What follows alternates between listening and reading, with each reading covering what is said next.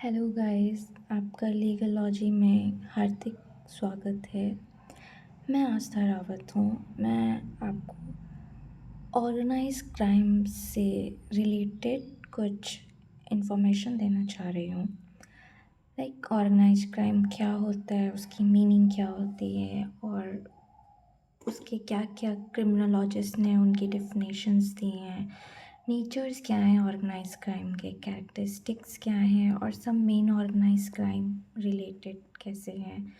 तो अगर आप लॉ स्टूडेंट्स हैं सो आपके लिए बहुत काम आ सकता है ये टॉपिक।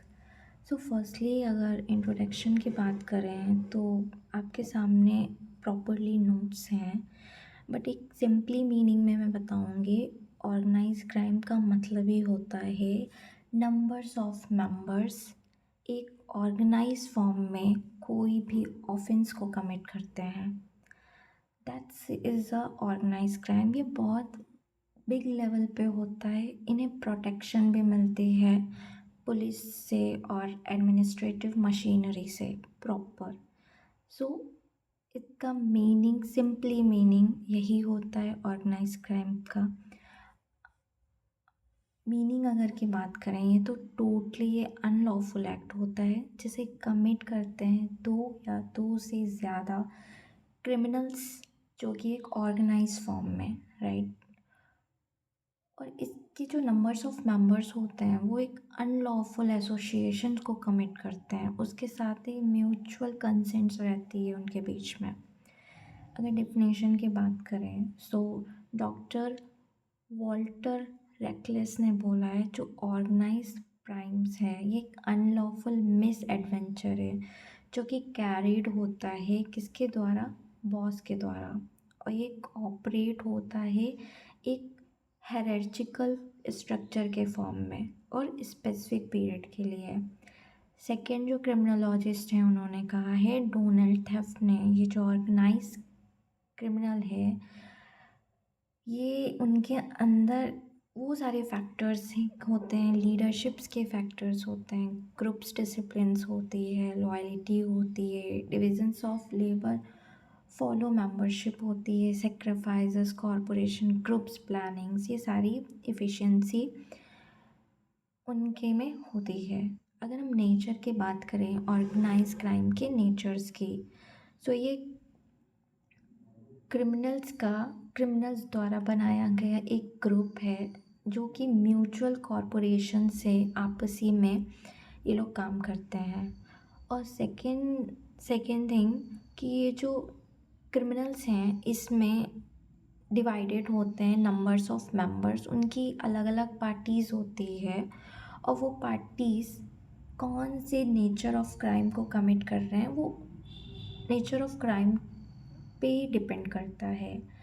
एंड थर्ड थिंग ये है कि जो ग्रुप्स ऑफ क्रिमिनल्स होते हैं वो एक्टिवली पार्टिसिपेट करते हैं कोई भी क्राइम को कमिट करने के लिए। एंड लास्ट थिंग, इनको प्रॉपरली प्रोटेक्शन मिलता है पुलिस के साथ और एक एडमिनिस्ट्रेटिव मशीनरी के साथ। So that is the natures of organise crime. अगर हम कैरेक्टरिस्टिक्स की बात करें so firstly number of members, इसमें दो से ज़्यादा मेंबर्स होते हैं जो कि फॉर्म करते हैं, एक ऑर्गेनाइज्ड करते हैं क्राइम को करने के लिए। और वो उनकी अलग अलग पार्टीज़ होती है क्योंकि नंबर्स ऑफ मेंबर्स होंगे सो अलग अलग उनके ग्रुप्स की पार्टीज़ होती है। और जो नंबर्स ऑफ पार्टीज़ होती हैं उनमें वर्क को डिवाइड किया जाता है कि ये पार्टी ये वर्क करेगी, सेकंड पार्टी सेकंड वर्क करेगी। एक स्पेसिफिक पार्टी को एक स्पेसिफिक ड्यूटी दी जाती है जो उसको परफॉर्म करनी होती है। एंड थर्ड थिंग, ये प्लान्ड मैनर से होता है, प्रॉपरली प्लान्ड होता है, प्रॉपरली पुलिस प्रोटेक्शन होती है, कौन से मैनर में करना, कौन से प्रोसीजर में करना, ये सब प्लान्ड होता है। फोर्थ थिंग की है ये अनचैलेंज्ड लीडरशिप होता है जो कि ग्रुप फॉर्म होता है कमीशन के लिए, ठीक है। उसको वो फॉर्म होता है एक लीडर के द्वारा, उसमें सारे जो मेंबर्स होते हैं उनकी एक्सेप्टेंस होती है। और लास्ट थिंग सीक्रेसी, मतलब सीक्रेट फॉर्म में होता है। जब भी कोई भी क्राइम कमिट होता है एक ऑर्गेनाइज फॉर्म में, तो जो सारे ग्रुप्स ऑफ मेंबर्स हैं उन्हें नॉलेज होती है उस क्राइम को लेके, और उनके बीच में ही होती है। अगर किसी ने भी उसको ओपन कर लिया है अदर मेंबर्स को, तो उन्हें पनिशमेंट भी मिल सकती है। अब आते हैं सब main organise crime, like smuggling हो गया, थेफ्ट हो गया, प्रोस्टिट्यूशन हो गया, ग्लैम्बलिंग हो गया, फ्रॉड हो गया, डकैती हो गया। ये जो कुछ ऑर्गेनाइज क्राइम हैं जिनके बारे में मैंने बात की है, इनमें नंबर्स ऑफ मेंबर्स कमिट करते हैं ऑफेंस को।